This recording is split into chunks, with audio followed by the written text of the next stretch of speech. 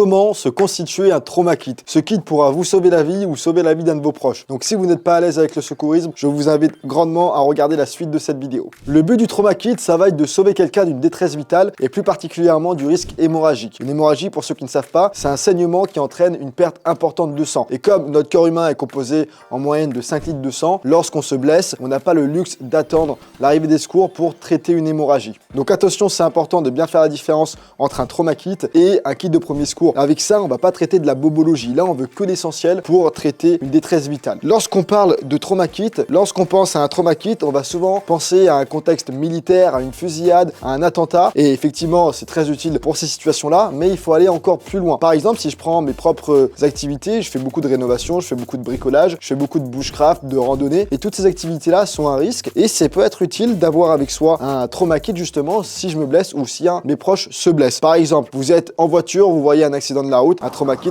peut être très utile, que ce soit pour vous encore une fois ou les autres. Vous êtes en randonnée, vous faites une grosse chute qui entraîne une fracture ouverte, ça va être utile d'avoir un trauma kit. Vous êtes en train de faire du bûcheronnage, vous vous coupez avec la tronçonneuse, pareil, hémorragie, surtout si c'est une artère, ça peut aller très vite et ça va être indispensable d'avoir sur soi ce qui va vous permettre de traiter et de contrôler l'hémorragie. Deux options si vous voulez avoir avec vous un trauma kit. Première option, c'est de l'acheter directement conçu, il y en a plein qui existent dans le commerce. La deuxième option, celle que je vous recommande, c'est de vous le constituer vous-même. Pourquoi? Eh bien tout simplement, puisqu'en le faisant vous-même, vous allez être dans une démarche de réflexion, vous allez avoir votre esprit critique et vous allez pouvoir vous demander à chaque fois pourquoi je prends ça, est-ce que ça va m'être utile en fonction de mes propres contraintes. Raison pour laquelle c'est important de le faire soi-même. Avant de vous montrer le contenu de mon trauma kit, je le répète à chaque fois lorsque je fais une vidéo liée au secourisme, mais le b.a.-ba, c'est d'aller vous former. Ça sert à rien d'avoir du matos que vous ne savez pas utiliser. Personnellement, je suis un passionné de secourisme. J'ai été à la Croix-Rouge pendant plusieurs années. Là, ça fait plus de 2 ans que je suis pompier. En plus, dans un gros centre pro, donc on a la chance de faire énormément d'interventions et de gagner en expérience. Et je peux vous dire que tous les jours, j'apprends des nouvelles choses. Donc c'est important, même si vous avez déjà fait un PSC1, de continuer à se former. C'est en pratiquant que vous allez devenir bon et que vous allez gagner en compétences. Vraiment, toujours être curieux et toujours remettre en question ces compétences vous permettra d'évoluer et de grandir. Et si vous commencez de zéro, allez faire un PSC1 et puis ensuite vous évoluerez en partant de la base. Pas la peine de tourner autour du pot, je vais vous montrer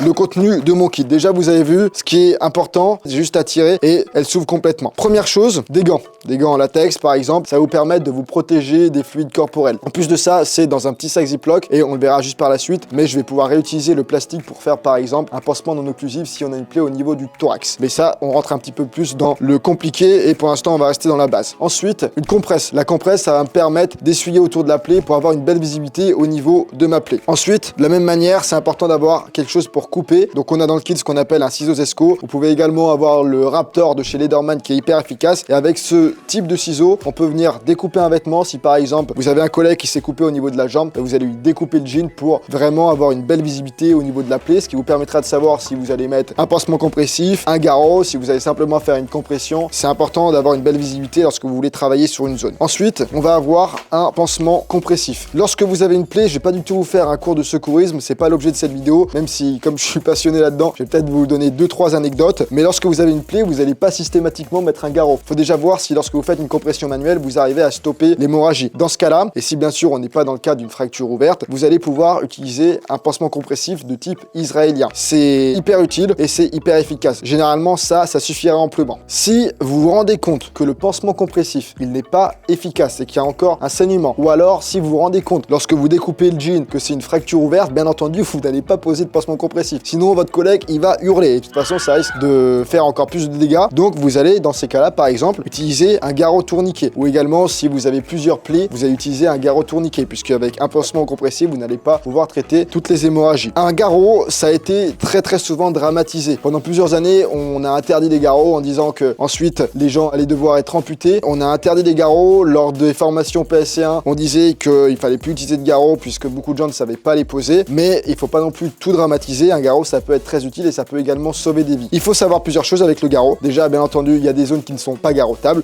Les zones garrotables vont être les membres supérieurs, les deux bras et les membres inférieurs, les deux jambes. N'allez pas me poser un garrot au niveau du cou, bien entendu. Je rigole, mais c'est important de le préciser. Autre chose, le garrot doit être posé entre le cœur et la plaie. Donc, si jamais vous n'avez pas envie de vous embêter, puisque surtout lorsqu'il y a un accident qui arrive, le sang-froid peut être difficile à garder et la tension peut monter, vous vous dites que le garrot se pose à la racine du membre. Et comme ça, vous ne ferez pas d'erreur. Le garrot également, une fois que vous l'avez posé, vous n'y touchez plus. Ce sera en structure hospitalière que les médecins pourront l'enlever, puisqu'il va falloir injecter des médicaments pour éviter éviter que les toxines puissent aller dans tout le corps une fois qu'ils vont enlever le garrot. Donc ça c'est très important, une fois que vous avez posé le garrot, vous n'y touchez plus et même vous allez noter l'heure et la date. On va voir ça juste après. Donc le garrot tourniquet, également quelque chose de très important, n'achetez pas quelque chose de faux qui coûte 5 € sur eBay ou sur Amazon. C'est très important d'acheter un garrot qui soit conforme et qui soit efficace. Là on parle vraiment de quelque chose qui peut sauver votre vie. Si par exemple vous devez faire du rappel, vous n'allez pas acheter une cordelette pour vous pendre à la corde. Là c'est pareil, si vous mettez le garrot et qu'il casse, il vous sert à rien. Donc investissez dans un bon garrot. Personnellement c'est un garrot 4, c'est un garrot tourniquet. Il y a d'autres modèles, mais si vous achetez un garrot à moins de 40 €, généralement c'est un faux. Ensuite, avec le garrot, ça vient avec un marqueur permanent. Ce marqueur, vous pourrez l'utiliser pour plein de choses différentes, mais ce sera très utile pour marquer la date et l'heure sur le garrot tourniquet. Une fois que vous l'avez posé, ce sera une information primordiale pour les secours et les médecins. Enfin, dernier élément qui est selon moi indispensable à avoir dans un trauma kit, c'est une couverture de survie. Pourquoi? Tout simplement puisque lorsqu'on a une hémorragie, le risque d'hypothermie n'est vraiment pas à prendre à la légère et l'hypothermie va venir aggraver les conséquences de l'hémorragie et va venir aggraver l'état de votre victime ou de votre collègue, tout simplement. Une couverture de survie, ça s'utilise dans le bon sens. Il y a deux sens. Il y a un sens pour refléter la chaleur vers soi. Donc si vous êtes en pleine canicule, en plein mois d'été, vous pouvez la tourner pour faire en sorte de mettre la face argentée vers le soleil pour que ça renvoie le soleil et que la victime ne rentre pas en hyperthermie. Bref, voilà pour ce qui est de la couverture de survie. Ensuite, dans mon trauma kit, j'ai d'autres accessoires qui sont pour moi utiles, mais qui ne sont pas forcément essentiels. Voilà pour ce qui est de l'essentiel d'un trauma kit. Dans mon kit, j'ai également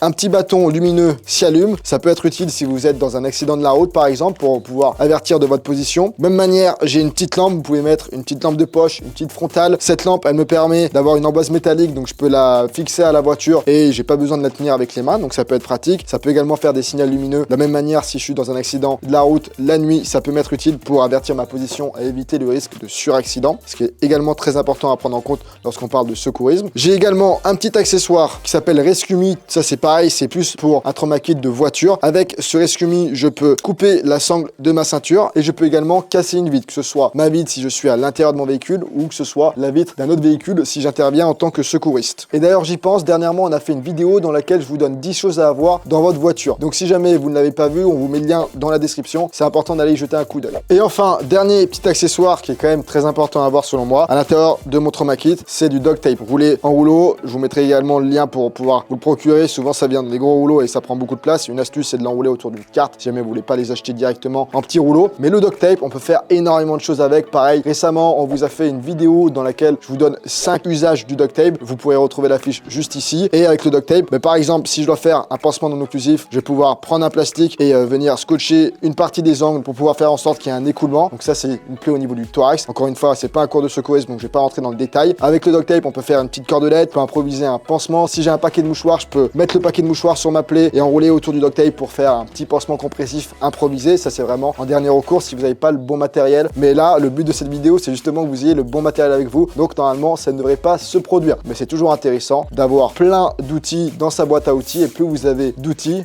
vous avez compris la petite métaphore, plus vous avez d'outils, plus vous allez pouvoir bien intervenir si jamais il y a un accident. Et enfin, pour la poche, c'est la poche iFac de chez 5.11 que vous pourrez également retrouver chez mon partenaire Azimut Nature qui m'a envoyé justement tout ce matériel pour que je vous fasse une petite présentation. Azimut Nature, pour ceux qui connaissent pas, c'est une boutique qui est gérée par un passionné et ça c'est cool parce qu'il y a beaucoup d'humains derrière et vous allez pouvoir vous équiper pour plein d'aventures différentes liées au monde de l'outdoor. Ils font du matériel médical mais pas que, vous pourrez retrouver des sacs de couchage, des tentes et plein d'autres choses utiles. Pareil, tous les liens dans la description. Voilà pour ce qui est du contenu du kit. J'ai vraiment voulu qu'il y ait d'essentiel. Sur internet, vous trouverez plein de tutoriels. Parfois, vous verrez que des gens intègrent dans leur trauma kit des sacs d'asserie, des écharpes, des pansements qui sont hémostatiques en Z qui peuvent être utiles, mais ça viendra rajouter de l'équipement et si vous n'êtes pas formé, c'est pas forcément l'idéal. En plus de ça, ça vient rajouter de l'argent sur le kit. Voilà, avec ça, en tout cas, vous aurez la capacité de gérer 99% des hémorragies. Bon, j'en termine là pour cette vidéo. N'hésitez pas à me faire vos retours dans les commentaires. Également, si ça vous intéresse le domaine du secourisme, si vous souhaitez que je vous fasse des vidéos sur comment utiliser un garrot de la meilleure manière, sur comment faire les premiers gestes qui sauvent en cas d'étouffement, etc. N'hésitez pas à me mettre dans les commentaires si vous avez des besoins spécifiques là-dessus. Et après, je verrai comment je m'organise. Également, pour ceux qui veulent télécharger une vidéo dans laquelle je vous donne 50 astuces de randonnée, de bivouac et de trek, je vous mettrai le lien dans la description. N'hésitez pas à aller jeter un coup d'œil. Pour ceux qui aiment partir à l'aventure, ça vous sera utile et ça vous apportera pas mal de valeur. Sur ce, je vais terminer là. N'hésitez pas à me suivre sur Instagram et sur TikTok. On partage pas mal de contenu qu'on partage pas ici sur YouTube. Donc, je vous rejoins là-bas. Et comme d'habitude, n'hésitez pas à vous abonner, à cliquer sur la petite cloche. À très bientôt, prenez soin de vous et n'oubliez pas de garder bien le sourire et la forme.